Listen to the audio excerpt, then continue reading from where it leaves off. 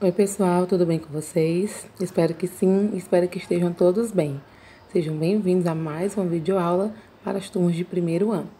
Nosso tema de hoje é tecido nervoso, que é o último dos 4 tecidos que a gente estudou em histologia. Nós já vimos o tecido muscular, o tecido epitelial, o tecido conjuntivo e, por fim, agora o tecido nervoso. Antes de iniciarmos a nossa aula, não esquece de deixar o seu like, o seu comentário, se inscrever no canal da nossa escola e compartilhar o vídeo com os colegas da sua turma.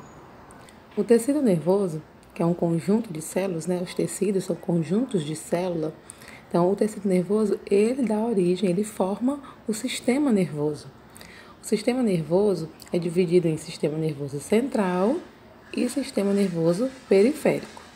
Anatomia do sistema nervoso. O sistema nervoso central é dividido em encéfalo, que está no crânio, e medula espinhal, que está dentro do canal vertebral. Já o encéfalo é subdividido em cérebro, tronco encefálico e cerebelo. O cérebro é dividido em telencéfalo e diencéfalo.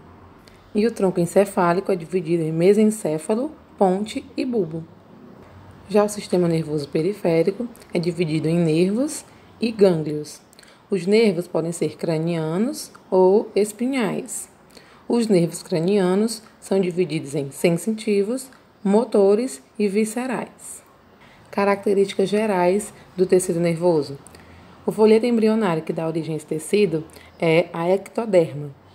As células desse tecido possuem pouquíssima matriz extracelular. É o tecido mais especializado do organismo e é constituído por células com alta particularidade. A mais conhecida delas é o neurônio.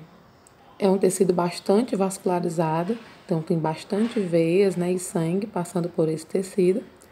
As suas células, né, os seus componentes celulares são os neurônios e as células da glia, chamadas também de gliócitos. E aí são várias células e nós veremos cada uma delas nos próximos slides. Esse tecido encontra-se no cérebro, na medula espinal e nos nervos que percorrem todo o corpo do animal. Suas funções, primeira delas, detectar, transmitir, analisar e utilizar informações geradas por estímulos sensoriais, que é o que? É receber informações do ambiente tanto externo quanto do meio interno, processar essas informações e elaborar uma resposta para elas. Também é responsável por organizar e coordenar, direta e indiretamente, o funcionamento de outras funções do organismo e, junto com o sistema endócrino, faz a comunicação com o corpo através de pulsos elétricos ou estímulos químicos, os quais desencadeiam uma resposta voluntária ou não do organismo. Então, o sistema nervoso, né, que é formado pelo tecido nervoso, ele faz com que o nosso organismo tenha respostas rápidas para algumas situações. Um exemplo bem simples é quando a gente, né, por algum acaso, encosta em algo muito quente. A nossa primeira reação, nosso primeiro estímulo é tirar a mão bem rápido, né? É uma resposta àquele estímulo que foi dado na nossa pele, né? Como eu falei anteriormente, nós temos 2 tipos celulares, que são os neurônios, né? Os primeiros aí, os mais conhecidos, que são aqueles que recebem, transmitem e processam os estímulos. E nós temos as células da glia, ou chamados agora de gliócitos, que são responsáveis por sustentar e isolar os neurônios. Então, todos esses que estão aí na imagem são representantes das células da glia. Vamos falar um pouco aí sobre os neurônios. São células altamente especializadas, né? Eles captam estímulos e convertem eles em impulsos nervosos, que nós vamos ver mais na frente o que são esses impulsos nervosos, e também conduzem eles por outras células do nosso corpo. Eles constituem apenas 10% do nosso tecido nervoso. Os outros 90% são constituídos pelos gliócitos. Os neurônios são divididos em 3 partes: dendritos, corpo celular e axônio. Os dendritos são prolongamentos curtos e bem ramificados, e eles atuam na percepção dos estímulos, conduzindo esses estímulos ao resto do corpo do neurônio. O corpo celular é o local do neurônio onde está presente o núcleo, grande parte das organelas e também o citoplasma, e é daí onde saem os prolongamentos desta célula. O axônio é um prolongamento especializado em conduzir o impulso nervoso ao longo do neurônio e do neurônio também para outras células. Vocês podem observar aí na imagem, mostrando também um outro pedacinho chamado de bainha de mielina, né, que está ao redor do axônio, que é como se fossem assim, umas capinhas que revestem, né, são chamadas de mielina, que são formadas por lipídios, né, e essas mielinas formam essa bainha de mielina. Esses espaços entre uma bainha e outra são chamados de nódulos de Ranvier. E aí nós temos neurônios que possuem esta bainha e neurônios que não possuem essa bainha. Se vocês observarem na animação, nos neurônios que possuem essa bainha, o impulso, né, que está demonstrando aí, ele passa bem mais rápido do que nos neurônios que não possuem essa bainha. Os neurônios que possuem essa bainha, esse extrato, né, são chamados de mielínicos. Já os que são desprovidos desse envoltório, esses que não têm essa bainha, são chamados de amielínicos. Vamos para a classificação dos neurônios. Eles podem ser classificados tanto quanto à sua morfologia, quanto à sua fisiologia. Quanto à sua morfologia, eles podem ser unipolar, bipolar, pseudo-unipolar e multipolar. Qual a diferença entre eles? No unipolar, ele possui apenas um corpo celular e um axônio. Ele não possui dendritos. No bipolar, existe apenas duas ramificações, um dendrito e um axônio. Já no pseudo-unicelular, existe uma projeção do corpo celular e uma ramificação. Uma faz papel de dendrito e a outra faz o papel do axônio. E na multipolar, que é a mais comum, a mais conhecida, tem várias ramificações saindo do corpo celular. Também existe o axônio, né? Uma delas é o axônio, e as outras ramificações serão os dendritos. Agora, quanto à classificação fisiológica dos neurônios, eles podem ser divididos em sensitivos, motores e associativos. Os sensitivos, eles conduzem os impulsos nervosos dos órgãos dos sentidos até o sistema nervoso central. Então, ele vai conduzir os impulsos dos órgãos, né, de órgãos efetores, até o sistema nervoso central. Já os neurônios motores fazem um caminho inverso. Eles conduzem esses impulsos, né, do sistema nervoso central até esses órgãos efetores, podem ser também músculos e glândulas. Já os neurônios associativos fazem a ligação entre os neurônios sensitivos e os neurônios motores. Agora vamos falar das células da glia ou gliócitos, né? São células que atuam na proteção e nutrição dos neurônios. E aí você pode observar cada uma delas na imagem.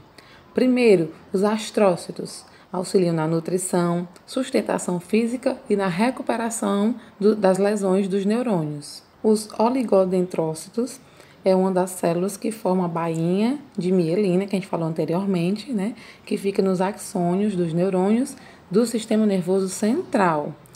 Já as células de Schwann formam a bainha de mielina, que fica, né, no axônio dos neurônios do sistema nervoso periférico. As migróglias são responsáveis pela defesa do sistema nervoso. Então, elas realizam a fagocitose, né, impedindo aí a ação de agentes estranhos que possam causar algum problema ao sistema nervoso. E as células ependimárias são responsáveis pelo revestimento das cavidades do encéfalo e da medula também. A grande maioria dos corpos, né, celulares, das células dos neurônios, se localizam na parte central, né, no sistema nervoso central. Porém, existe também uma parte delas que está no sistema nervoso periférico. Quando ocorre o acúmulo de corpos celulares, formam-se os gânglios, né? Como você vê aí, ó, gânglios são aglomerados de corpos celulares, de neurônios, em nervos. Eles geralmente são esféricos e são protegidos por cápsulas conjuntivas e associados a nervos também. Sobre os nervos, né, são feixes de axônios, são fibras, né, fibras nervosas, que correspondem ao axônio dos neurônios e junto ao seu extrato mielínico. Essas fibras se unem, se agrupam e formam os nervos, que são constituídos de grupos de fibras nervosas associadas ao tecido conjuntivo. Agora vamos falar do impulso nervoso. O impulso nervoso é uma corrente elétrica que percorre os neurônios e permite o funcionamento do sistema nervoso. Lembrando que o impulso nervoso é uma corrente elétrica que caminha bem rápido e ele é unidirecional, segue apenas uma direção. Ele vem dos dendritos, passa pelo corpo celular e, por fim, chega ao axônio. As células nervosas, elas são capazes de converter um estímulo, seja ele elétrico, químico ou mecânico, em um impulso nervoso. Vamos entender como é que ocorre a propagação de um impulso nervoso. Aí vocês podem observar a imagem, né, de um neurônio, e aí nós vamos ver cada etapa que ele passa na propagação do impulso nervoso. Então, assim, a membrana de um neurônio, quando ele está em repouso, significa dizer que ele não está passando nenhum impulso nervoso, ela está polarizada. Então, vocês podem observar na imagem 1 e na primeira imagem. Isso quer dizer o quê?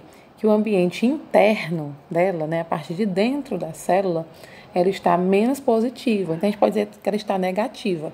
Se vocês observarem na imagem, dentro da imagem, né, dentro da célula do neurônio, essa parte azul vai ter um monte de sinaizinhos negativos, sinalizando que a membrana está polarizada, né, e a parte de fora da célula está aí positiva. A membrana fica polarizada devido à atuação da bomba de sódio e potássio, que nós vimos lá no começo das nossas aulas, que é um transporte ativo da membrana. A bomba de sódio e potássio acontece como?